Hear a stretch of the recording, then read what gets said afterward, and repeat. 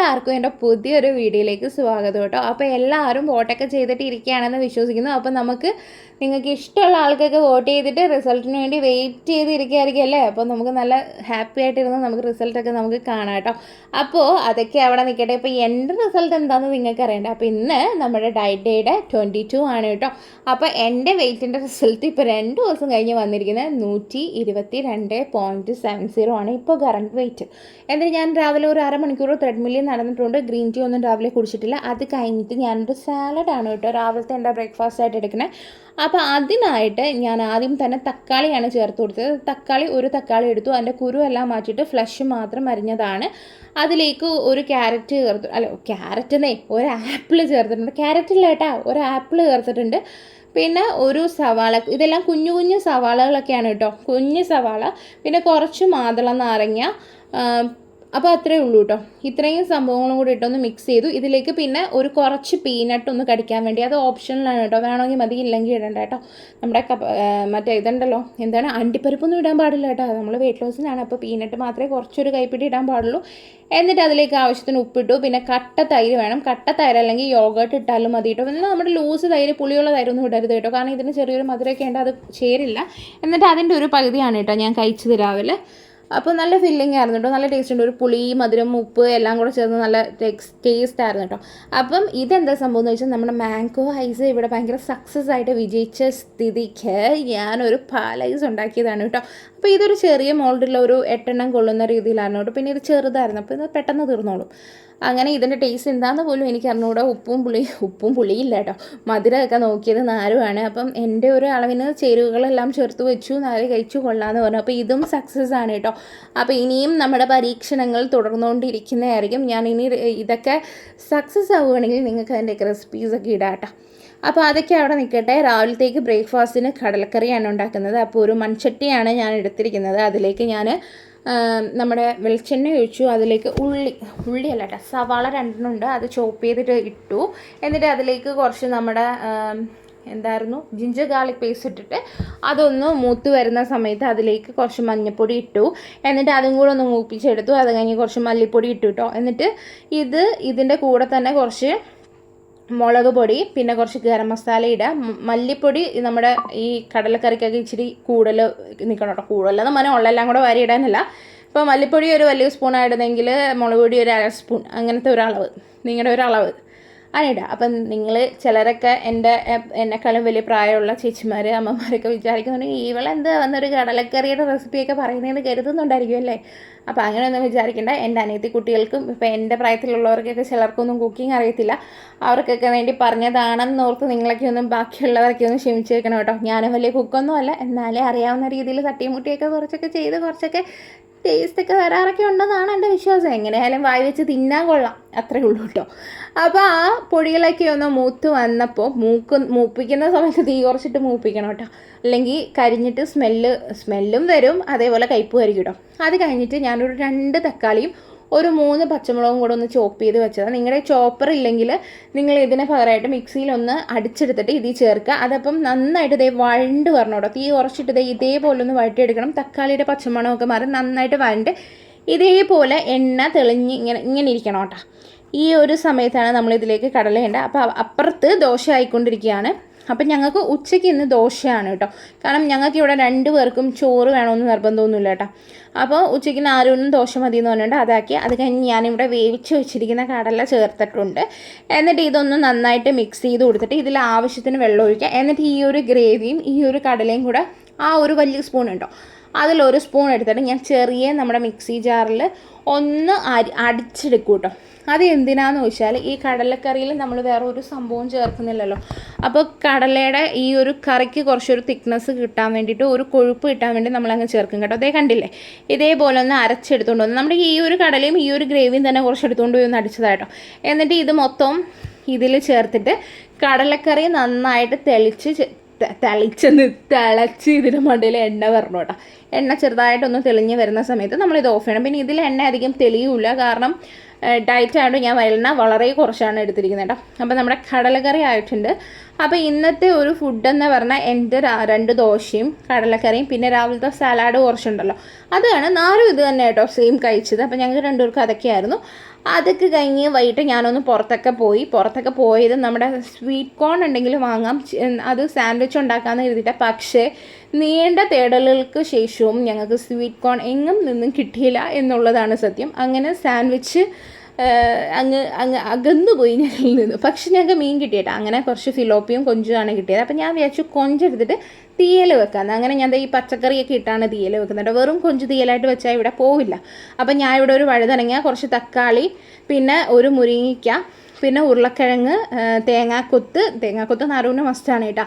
പിന്നെ കുറച്ച് ചെറിയ ഉള്ളി, ഇതിൽ പിന്നെ നമ്മുടെ എന്താണ് അതിന് പറയണേ, ഗ്രീൻ ചില്ലിയൊക്കെ എടുത്തിട്ടുണ്ട് കേട്ടോ. അപ്പോൾ അതൊക്കെ ഞാൻ വഴിയെ പറഞ്ഞുതരാം. അപ്പോൾ ഇവിടെ ആദ്യം നമ്മൾ തീയലിന് എന്താണ് മസ്റ്റായിട്ട് വേണ്ടത്, തേങ്ങ വറുക്കുക. അപ്പോൾ ഞാനൊരു അരമുറി തേങ്ങ എടുത്തിട്ടുണ്ട്. ആ അരമുറി തേങ്ങയിലേക്ക് ഞാനൊരു 2 സ്പൂൺ മുഴുവൻ മല്ലിയാണ് കേട്ടോ ചേർത്തേക്കുന്നത്, മല്ലിപ്പൊടിയല്ല ചേർത്തിരിക്കുന്നത്. മുഴുവൻ മല്ലി ചേർത്ത് കൊടുത്തു. വലിയ സ്പൂണല്ല കേട്ടോ, ടീസ്പൂണിനാണ് ചേർത്തിരിക്കുന്നത്. എന്നിട്ട് അതിലേക്കൊരു 10-12 കുരുമുളക് ഒത്തിരി അങ്ങോട്ട് വേണ്ട കേട്ടോ, കാരണം കുത്തൽ വരും കേട്ടോ. അപ്പോൾ ഒരു 10-12 കുരുമുളക് ചേർത്തു. ഇനി ഒരു 8-9 പച്ചമുളക് ചേർത്ത് കൊടുക്കുക. പിരിയമുളകാണെങ്കിൽ ഒരു 10-12 ചേർക്കാം കേട്ടോ, കാരണം എരിവ് അത്ര കാണൂല. ഇത് നോർമൽ മുളകായതുകൊണ്ട് ഒരു 7-8 എണ്ണമാണ് ചേർത്തിരിക്കുന്നത്. പിന്നെ ഇതിലേക്ക് ഒരു 2-3 ചെറിയുള്ളി ഒന്ന് കട്ട് ചെയ്ത് ഇട്ട് കൊടുക്കുക. അപ്പോൾ ഇത് നല്ല രീതിയിൽ മൂപ്പിച്ചെടുക്കണം കേട്ടോ. അപ്പോൾ ഇതാണ് നമ്മുടെ തീയലിൻ്റെ ആദ്യത്തെ സ്റ്റെപ്പ്. തീയൽ ഉണ്ടാക്കുന്നത് ഒരു ഇത്തിരി പണിയാണെങ്കിലും നല്ല ടേസ്റ്റ് ആയതുകൊണ്ട് നമ്മളൊരു ഇത്തിരി മെനക്കിടുക. അപ്പോൾ ഈ ഒരു രീതിയിലായ സമയത്ത് നമ്മൾ ഓഫ് ചെയ്ത് ഇടുക.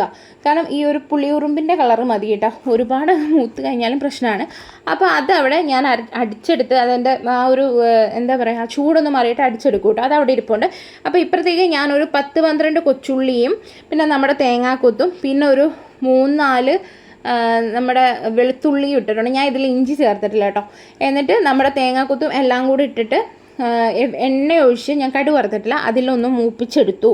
എന്നിട്ട് ഇത് ഒന്ന് മൂത്ത് വരുന്ന സമയത്ത് നമ്മുടെ വെജിറ്റബിൾസ് കയ്യിലുള്ളതൊക്കെ ഇടുക. തക്കാളി ഇട്ടിട്ടുണ്ട്, ഉരുളക്കിഴങ്ങ് ഇട്ടിട്ടുണ്ട്, പിന്നെ മുരിങ്ങയ്ക്ക ഇട്ടിട്ടുണ്ട്. അപ്പോൾ ഇത് മൂന്നുമാണ് ഞാൻ ആദ്യം ഇട്ടേക്കുന്നത്. പിന്നെ എൻ്റെ കയ്യിലുള്ളത് വഴുതനങ്ങയാണ് കേട്ടോ. വഴുതനങ്ങ ഇപ്പോഴേ ഇട്ട് കഴിഞ്ഞാൽ ഉടഞ്ഞു പോകുന്നുള്ളതുകൊണ്ട് ഞാൻ ഇപ്പോൾ ചേർക്കുന്നില്ല. എന്നിട്ട് നമ്മൾ ഈ പച്ചക്കറിയെ നമ്മുടെ ഈ ഒരു എണ്ണയിൽ ചെറുതായിട്ടൊന്ന് മൂപ്പിക്കണം കേട്ടോ. അതായത് ഒന്ന് വഴറ്റണം, അങ്ങ് വഴണ്ട് വെന്ത് കുഴഞ്ഞു പോകണമെന്നല്ല പറയണേ, കാരണം ആ പച്ചമണം ഒന്ന് മാറി വരണം കേട്ടോ. എന്നിട്ടാണ് നമ്മളിതിൽ ബാക്കി സംഭവങ്ങളൊക്കെ ചേർക്കുന്നത് കേട്ടോ. അപ്പം ഞാൻ ഇതൊന്ന് ജസ്റ്റ് ഒന്ന് വഴറ്റിയെടുക്കുക. നമ്മുടെ തക്കാളി ഉടഞ്ഞ് പേസ്റ്റ് ആവിയൊന്നും വേണ്ട കേട്ടോ, ജസ്റ്റ് ഒന്ന് ആ എണ്ണയിലൊന്ന് മിക്സാക്കി മൊത്തത്തിൽ എല്ലാം കൂടെ ഒന്ന് എടുക്കണം. എന്നിട്ട് മൊത്തത്തിൽ അത് എല്ലാം ഇവിടെ സെറ്റ് ആയിക്കൊണ്ടിരിക്കുകയാണ്. അപ്പോൾ ഈ സമയത്താണ് ഞാൻ മഞ്ഞപ്പൊടി ചേർത്ത് കൊടുക്കുന്നു. ബാക്കി പൊടികളൊക്കെ നമ്മൾ ആ തേങ്ങ അരപ്പിലിട്ടത് കൊണ്ട് ഇതിലിനി ഒരു പൊടിയും ചേർക്കാൻ ബാക്കിയില്ല. ആകെയുള്ളത് മഞ്ഞപ്പൊടി മാത്രമാണ് കേട്ടോ. അപ്പം ഇതിൽ മഞ്ഞപ്പൊടി ഇട്ടിട്ടൊന്ന് മൂപ്പിക്കുക കേട്ടോ. മറക്കരുത്, മഞ്ഞപ്പൊടി നമ്മൾ ഇതിൻ്റെ കൂടെ തന്നെ ഇട്ട് മൂപ്പിക്കണം, ഇല്ലെങ്കിൽ മഞ്ഞപ്പൊടിയുടെ ചവ വരും കേട്ടോ. അപ്പോൾ ഇവിടെ മഞ്ഞപ്പൊടിയൊക്കെ ഇട്ടിട്ട് നന്നായിട്ട് മൂത്ത് വരുന്നുണ്ട് കേട്ടോ. നല്ല രസമുണ്ടല്ലോ, നല്ല കളർഫുള്ളായിട്ട് ഇരിപ്പുണ്ടല്ലേ. എന്നിട്ട് ഞാൻ ആവശ്യത്തിന് ഇതിലേക്ക് ഉപ്പും ചേർത്ത് കൊടുത്തു. ഈ തീയലൊക്കെ ഉണ്ടാക്കുക എന്ന് പറഞ്ഞാൽ ഒരു ഇത്തിരി തേങ്ങ വറുക്കുന്ന ഇച്ചിരി പണിയാണെന്നൊക്കെ എനിക്ക് തോന്നാറുണ്ട്. കാരണം അത് തീരുമാനം വറക്കണം, അത് പിന്നെ മിക്സിയിലിട്ട് അടിച്ചെടുക്കണം. മറ്റൊരു കറിയാണെങ്കിൽ ഇതേപോലെ വെച്ച് തന്നെ പെട്ടെന്ന് അങ്ങ് ആവും. എന്നാലും തീയലിൻ്റേതായ ഒരു ടേസ്റ്റ് ഉണ്ടല്ലോ. ഞങ്ങളുടെ ഇവിടെ തീയലൊക്കെ ഭയങ്കര ചിലവാകട്ടെ, ആരും ഒരുപാട് എടുത്ത് കൂട്ടാറുണ്ട് കേട്ടോ. പെട്ടെന്ന് തീയൽ തീരും. അപ്പോൾ നാരൂന് പിന്നെ ഇങ്ങനെ കൊഞ്ച് തീയൽ അങ്ങനെ എന്തെങ്കിലുമൊക്കെ ഒരു നോൺ വെജ് തീയലിൽ വേണം കേട്ടോ. ഒന്നില്ലെങ്കിൽ ഉണക്ക കൊഞ്ച്, അല്ലെങ്കിൽ കക്ക, അല്ലെങ്കിൽ എന്തെങ്കിലും ഒരു സംഭവം തീയലിലുണ്ടെങ്കിൽ തിന്നും. വെറും പച്ചക്കറി തീയലാണെങ്കിൽ തിന്നാറുമില്ല. ഇനി ഈ കൊഞ്ച് മാത്രമൊക്കെ തീയലിട്ട് കൊടുത്താലും തിന്നാറില്ല, കാരണം ഒരു മിക്സഡ് ആയിരിക്കണം കേട്ടോ. അല്ലെ മിക്സഡ് നൂഡിൽസ് എന്നൊക്കെ പറയുന്ന പോലെ തീയൽ ഒരു മിക്സഡ് തീയലായിരിക്കണം. അത് വെജും നോൺ വെജും വേണം. അപ്പോൾ അതിലേക്ക് ഞാൻ കൊഞ്ച് ചേർത്തിട്ടുണ്ട്. നമുക്കിതിലേക്ക് കൊഞ്ച് കുറച്ച് മതി കേട്ടോ, ഒരുപാട് കൊഞ്ചൊന്നും വേണ്ട തീയലിനായിട്ട്. അത് തീയൽ വെറുതെ വെക്കുകയാണെങ്കിൽ കൊഞ്ച് തോനെ വേണം. ഇതിലിപ്പോൾ പച്ചക്കറിയൊക്കെ ഉള്ളതുകൊണ്ട് ഇത്രയും മതി. എന്നിട്ട് ഞാൻ കൊഞ്ചും കൂടി ഇട്ട് കൊടുത്തു. എന്നിട്ട് ഞാൻ വെള്ളം ഒഴിച്ചിട്ടുണ്ട് കേട്ടോ. കൊഞ്ചിനുള്ളൊരു പ്രത്യേകത എന്താണെന്ന് വെച്ചാൽ, ഒന്നെങ്കിൽ വേവ് കുറച്ചേ വേവിക്കാൻ പാടുള്ളൂ, അല്ലെങ്കിൽ ഒരുപാട് നേരം ഇട്ട് വേവിക്കണം. ഒരു മീഡിയത്തിന് മേളിലൊക്കെ വെന്ത് കഴിഞ്ഞാൽ കൊഞ്ച് കല്ലിക്കും കേട്ടോ. അപ്പോൾ നിങ്ങൾ അത് നോക്കുക. എന്നിട്ട് ഞാൻ ആവശ്യത്തിന് വെള്ളം ഒഴിച്ചു. വെള്ളം ഒന്ന് തിളച്ച് വന്ന സമയത്ത് ഞാൻ ഇതിലേക്ക് നമ്മുടെ ആ ഒരു അരപ്പുണ്ടല്ലോ, തേങ്ങ അരപ്പ്, അത് ഞാൻ ദേ ചേർത്ത് കൊടുക്കുകയാണ് കേട്ടോ. ഇതിൻ്റെ ഇടയ്ക്ക് ഞാനൊരു ഇത്തിരി പുളി ചേർത്ത് കൊടുത്തായിരുന്നു കേട്ടോ. നമ്മുടെ വാളംപുളി ഉണ്ടല്ലോ, അതൊന്ന് പിഴിഞ്ഞ് ഞാൻ ചേർത്തായിരുന്നു. എന്നിട്ട് ഇതിൻ്റെ ഇടയ്ക്ക് ഞാൻ ദേ നമ്മുടെ വഴുതനങ്ങയും ഞാൻ ചേർത്തായിരുന്നു കേട്ടോ. അത് രണ്ടും ഉണ്ടായിരുന്നു. വഴുതനങ്ങ ഞാൻ വെള്ളമൊഴിച്ച് കഴിഞ്ഞിട്ട് ചേർത്ത് കൊടുക്കുക. കാരണം വഴുതനങ്ങ ആദ്യമേ ചേർക്കുകയാണെങ്കിൽ ഭയങ്കരമായിട്ട് വഴുതനങ്ങ അങ്ങ് ഉടഞ്ഞ് കുഴഞ്ഞ് ആകെ മൊത്തത്തിൽ ഇതായിട്ടിരിക്കും കേട്ടോ. അപ്പോൾ വഴുതനങ്ങ ഒക്കെ ചേർത്തു. എല്ലാം കഴിഞ്ഞിട്ട് നന്നായിട്ട് ഇത് തിളച്ച് വരണം കേട്ടോ. തിളച്ച് ആ ഒരു എന്താ പറയുക, മലക്കറി നന്നായിട്ട് വെന്ത് വരണം. അത് കൊഞ്ച് ഇതിൻ്റെ കൂട്ടത്തിൽ ഓൾറെഡി വേവ് ആയിക്കോളൂ കേട്ടോ. പച്ചക്കറി നല്ല രീതിയിൽ വെന്ത് വരണം കേട്ടോ. അപ്പം നിങ്ങളും ഇങ്ങനെയൊക്കെ തന്നെ ആയിരിക്കും തീയൽ ഉണ്ടാക്കുന്നില്ലേ. എനിക്ക് ഈ തീയൽ ഭയങ്കര ഇഷ്ടമായിട്ടോ കഴിക്കാനായിട്ട്. പിന്നെ എനിക്ക് നമ്മുടെ കക്ക തീയൽ, കക്ക രസമൊക്കെ ഉണ്ടല്ലോ, അതൊക്കെ ഭയങ്കര ഇഷ്ടമായിട്ടോ കഴിക്കാൻ. അപ്പോൾ എനിക്കിത് ഒരുപാട് കൂടാൻ പാടില്ല. ഇതും ഒരു ഇത്തിരി ചോറും ഒരു പപ്പടമൊക്കെ ഉണ്ടെങ്കിൽ കിടിലാണ് കേട്ടോ. പക്ഷേ ഞാൻ ചോറൊന്നും എടുക്കുന്നില്ല. ഞാൻ പിന്നെ ദോശയുടെ കൂട്ടത്തിൽ കുറച്ചെടുത്ത് കഴിച്ചു. പക്ഷേ അതും കൊള്ളായിരുന്നു കേട്ടോ. എന്നിട്ട് ഞാൻ തീ കുറച്ചിട്ട് അടച്ചിട്ടിട്ട് ദേ വേവിച്ചെടുത്തു. അപ്പോൾ ഈ ഒരു രീതി ആയി വരികയാണ്. പക്ഷേ നമ്മുടെ തീയലിൻ്റെ പരുവം ഇതല്ല. നമ്മൾ ഇതിൽ ഉപ്പും പുളിയൊക്കെ ഒന്ന് നോക്കുക. തീയലിൻ്റെ പരുവം എന്ന് പറഞ്ഞത് ഇത് നന്നായിട്ട് തിളച്ച് ഒന്ന് വറ്റി അതിൽ ആ ഒരു എണ്ണ തെളിഞ്ഞ് വരുന്നതാണ് തീയലിൻ്റെ പരുവം. അപ്പം ഞാൻ ഇതിലേക്ക് പുളി കുറവായതുകൊണ്ട് കുറച്ച് പുളിയും കൂടെ ഒന്ന് ചേർത്ത് കൊടുത്തിട്ടുണ്ട് കേട്ടോ. അപ്പോൾ ഈ ഒരു ടൈമിൽ ഉപ്പും പുളിയൊക്കെ നോക്കുക. പിന്നെ ഒരു കാര്യം നിങ്ങൾ ആലോചിക്കുക, ഇതൊന്നും കൂടെ ഒന്ന് വറ്റി ചെറുതായിട്ടൊന്ന് എണ്ണ തെളിഞ്ഞ് വരും. അതുകൊണ്ട് നിങ്ങളിപ്പോൾ ഉള്ള ഉപ്പും ഉള്ള പുളിയും എല്ലാം കൂടെ ചേർത്ത് കൊടുത്ത് തന്നെ ഇതൊന്ന് വറ്റി എണ്ണ തെളിയുന്ന സമയത്ത് പുളി കൂടിപ്പോകും കേട്ടോ. അപ്പോൾ അതൊക്കെ ഒന്ന് നോക്കുക. അപ്പോൾ അതൊക്കെ ഒന്ന് സെറ്റാക്കി എടുക്കുക. ഈ തീയൽ എന്നൊക്കെ പറയുന്നത് നമ്മൾ ഒറ്റ ഒരു വട്ടം ചെയ്ത് തന്നെ ഒന്നും ശരിയാവത്തില്ല കേട്ടോ. കുറച്ച് എക്സ്പീരിയൻസും കുറച്ചൊന്ന് ചെയ്തൊരു 3-4 വട്ടമായി വരുമ്പോൾ അത് ശരിയായി വന്നുള്ളൂ കേട്ടോ. അപ്പോൾ അവിടുത്തെ എണ്ണയൊക്കെ തെളിഞ്ഞ് തീയൽ ഞാൻ ഓഫ് ചെയ്ത് വെച്ചു. അപ്പോൾ ദോശയും ചുട്ടു. അപ്പോൾ രാത്രി ഞാൻ കഴിച്ചത് 2 ദോശയും കുറച്ച് തീയലും ആയിരുന്നു കേട്ടോ. ഇത്രയും തീയലേ ഞാൻ എടുത്തുള്ളൂ. പക്ഷെ നേരെ അവിടെ ഇരുന്ന് മാക്കം തീയലും കൂടി ചോറ് കഴിക്കുന്ന കണ്ടിട്ട് എനിക്ക് നല്ല കൊതി വന്നു കേട്ടോ. പക്ഷെ ഞാൻ ഇത്രയിൽ കൺട്രോൾ ചെയ്തു. ഒന്നാമത് രാത്രിയും കൂടെ അല്ലേ. അപ്പോൾ അതുകൊണ്ട് ഇത്ര എടുത്തോളേ. അങ്ങനെ രാത്രിത്തെ എല്ലാ പരിപാടികളും കഴിഞ്ഞു കേട്ടോ. ആകെ കോലം കെട്ടിയിരിക്കുക, വേറെ ഒന്നുമല്ല.